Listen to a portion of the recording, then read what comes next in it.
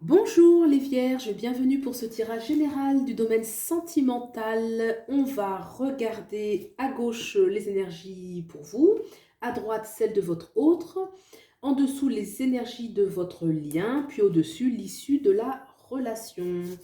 Donc c'est parti, vous pouvez voir votre signe lunaire et où est votre Vénus, hein, puisque ces deux planètes nous parlent beaucoup du domaine sentimental, si besoin. Alors, vos énergies, la reine, le bâton, paf. D'accord, on va regarder celle de l'autre, je l'ai sentie, pour voir un peu. Ok, pour voir un peu comment ça interagit.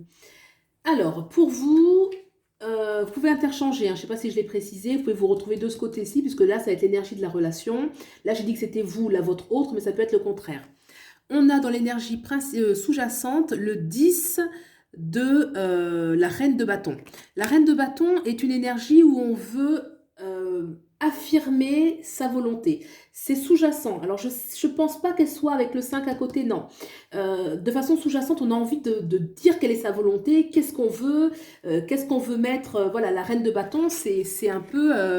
c'est elle qui décide quelque part, hein. Bon, il y a le roi, bien sûr, mais la reine, c'est celle qui va pouvoir manifester sa volonté, qui va pouvoir avoir une prise sur sa destinée, qui a le pouvoir. Voilà, j'emploie le terme pouvoir parce que c'est le pouvoir d'agir, le pouvoir dans la matière et pouvoir affirmer sa volonté, une notion de volonté qui est très forte.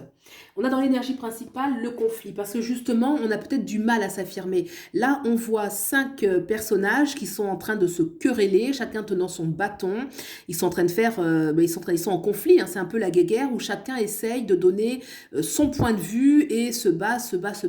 Donc là, en tout cas, il y a une invitation de façon sous-jacente. Oui, cette reine, elle veut pouvoir s'affirmer, être reconnue comme telle, être dans son royaume. Hein, c'est elle qui règne, hein, donc c'est presque elle qui a le dernier mot, j'ai envie de dire. Et là, dans l'énergie principale, bah non, il y a du conflit, il y a du combat. Voilà, il peut y avoir des rivalités, hein, parce que là, dans le domaine sentimental, ça peut être soit dans la relation, ou soit des rivalités où vraiment, bon, on n'a pas encore cette assise à laquelle on aspire.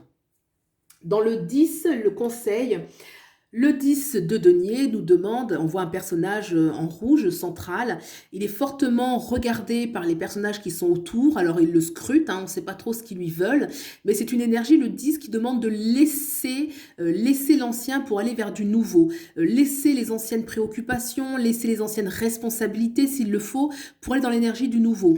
Or, ce personnage est figé parce il est scruté en fait par l'environnement, il est peut-être pris par beaucoup de responsabilités.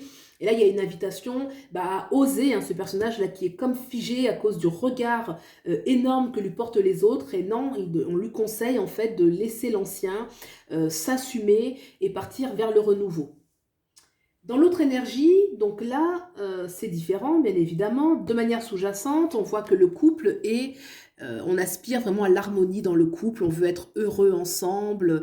Le 2 de couple, c'est l'équilibre dans la relation. C'est la relation qui nous apporte l'équilibre. On voit d'ailleurs le caducée qui est au-dessus de leur tête, le caducée qui est le symbole de la pharmacie, de la médecine, de la santé. Donc l'équilibre, la vraie santé, hein, si je puis dire, intérieure, va être donnée par la relation. Donc en fait, une aspiration à ce que la relation soit saine, soit douce, soit sincère, soit belle, soit agréable. Pour cela, avec le roi d'épée dans l'énergie principale, une invitation, c'est peut-être déjà le cas, mais en tout cas, c'est vraiment le manifester fortement, de choisir. Le roi d'épée, c'est celui qui choisit pour sa destinée. C'est celui qui va... D'ailleurs, on voit que ce roi d'épée, il n'est pas assis, il est debout, il est en train de dégainer son épée. Donc, ça veut dire qu'il est en train d'agir. Peut-être que là, il y a un choix à faire. Le roi d'épée, il est stratège. Hein, c'est vraiment celui qui a un grand discernement, qui voit la situation loin et qui va savoir faire les bons choix pour arriver à manifester sa volonté. Donc une invitation au niveau principal, vraiment l'énergie de choisir, décider, trancher, se débarrasser de tout ce qui est parasite, hein, parasite à cette aspiration, hein, parce que là on a quelque chose de très doux de façon sous-jacente et là on a le roi d'épée. Donc il y a une logique d'agir, de choisir, de trancher certains liens, de se débarrasser s'il le faut de certaines personnes. En tout cas, voilà, le roi d'épée, c'est ça, hein, il dégaine l'épée. Dans le conseil, on a le diable. Le diable qui va nous demander d'avoir une grande confiance en soi, de manifester ce que l'on est. Le diable est complètement déculpabilisé. Le diable, c'est celui qui a le pouvoir dans la matière, qui ne se soucie pas, entre guillemets, hein, des autres. Donc on va dire qu'il ne se soucie pas du regard des autres, hein, qui vit sa relation parce que c'est ce qu'il veut. Peu importe les qu'en dira-t-on, les etc., le jugement de l'environnement. Non, le diable, c'est celui qui va incarner la matière.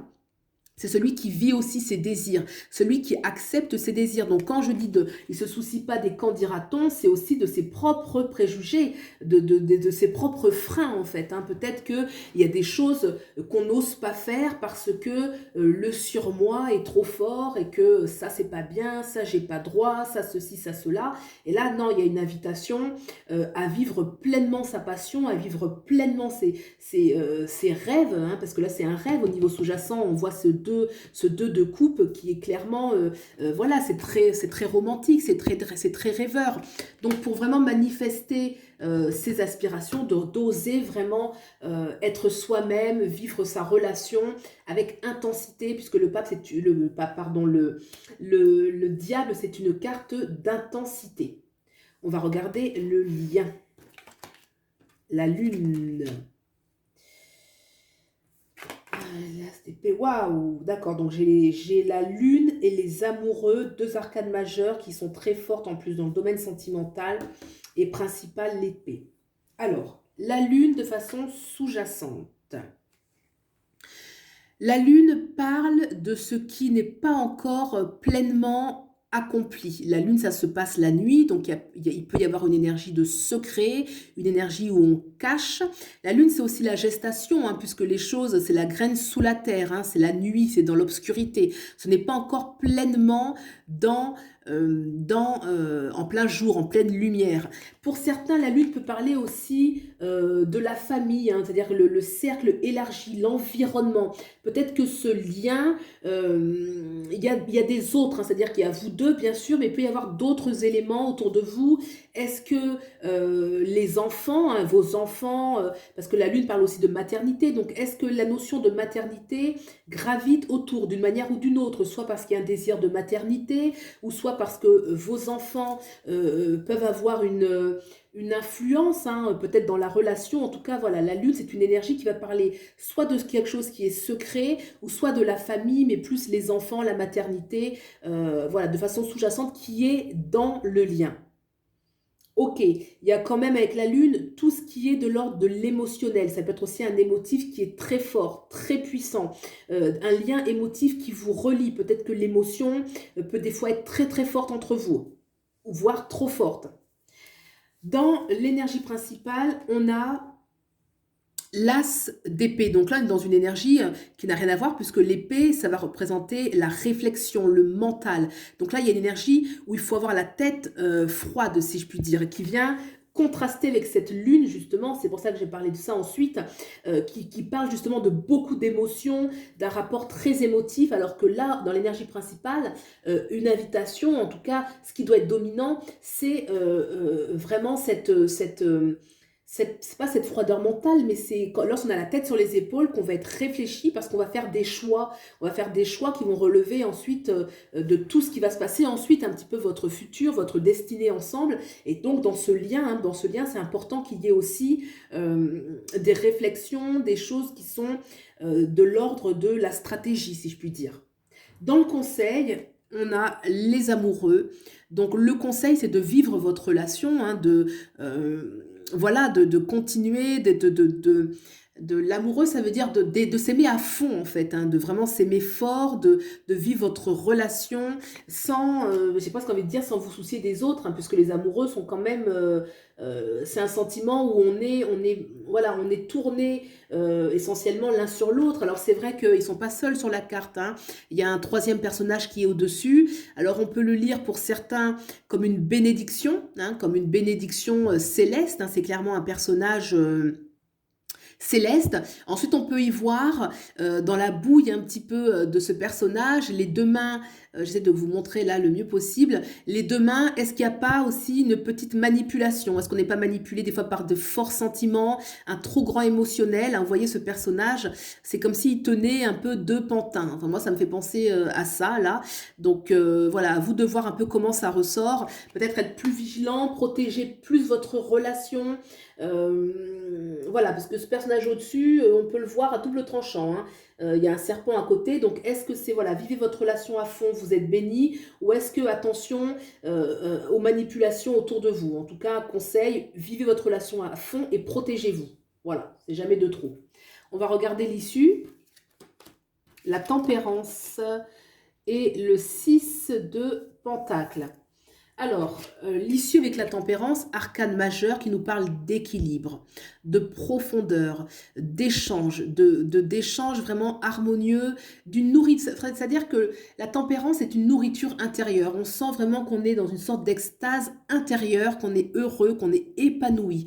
Donc, c'est vraiment une issue positive, hein, la tempérance. Voilà, il y a quand même la tempérance qui parle de aussi de tempérer les émotions, et on a ce lien où il y a la lune. La lune, on peut la prendre pour certains comme un excès d'émotion, d'émotionnel. Et là, avec la tempérance, de voilà, vous apaiser, peut-être pour certains, de vraiment rentrer dans une énergie qui est plus équilibrante, hein, qui est plus, oui, équilibrante, qui apporte plus d'équilibre, qui nourrit parce que c'est plus profond finalement, c'est plus doux et ça va s'immiscer bien en profondeur en soi. Alors que lorsque c'est explosif, bah, en fait, l'énergie, elle sort, elle explose, hein. Alors que quand c'est plus doux, et bah, ça nourrit vraiment tous les méridiens intérieurs et voilà, c'est forcément plus, bah, plus sain, entre guillemets.